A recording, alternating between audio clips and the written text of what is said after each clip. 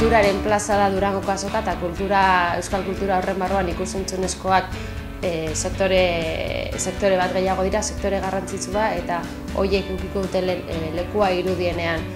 Proposamena da egun osorako etortzea azokara eta ikus-entzunezkoen gunean egotea, baina gainontzeko guneetan ere bai.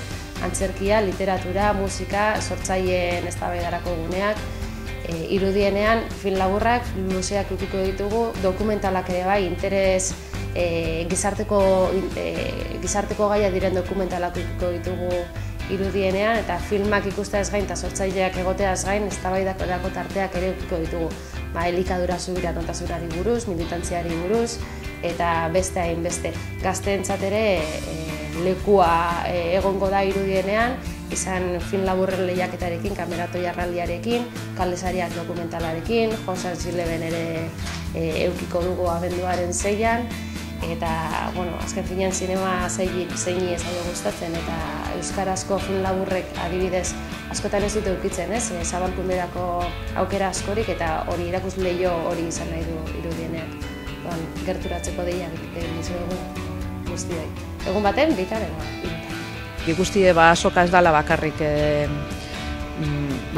liburuek erostie, ero ikusi, ero diskako lan segidan jartzi beste gauza pilo bat badaudela.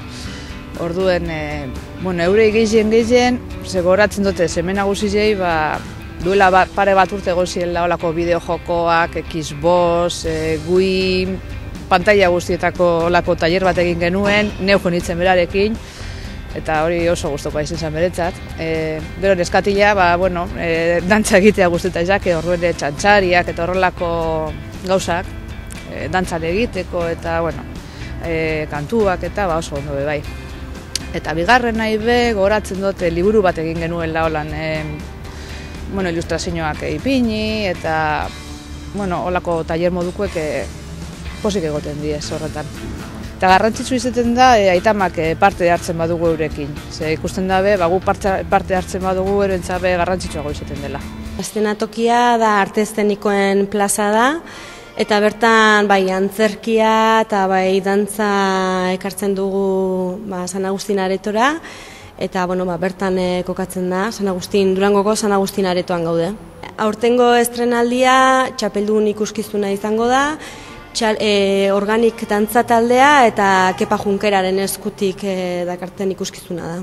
Egingo duna da kafea eta berba ekintza hortan, aurtengo gaia 2014an egon diren antzerki deialdien irabazleak ekarriko ditugu, eta bertan egongo dira bertako saridunak eta bi deialdien arduradunak. Beraz, edukiko ditugu Zubiko arduradunak, Mugalaria Donostia 2016ko Mugalariakeko arduraduna, eta gero bertako irabazleak. Maratoia urtero bezala egingo da, 8 taldek hartuko dute parte, 4 goizez eta 4 arratsaldez edukiko ditugu. Bakoitzak bere antzezlanaren 15 minutu egingo ditu. Ikusleak gonbidatzen ditugu Durangoko azokara liburuak eta diskoak erosteaz gain antzerkiaz eta dantzaz gozatzeko plaza honetara gertura daitezen.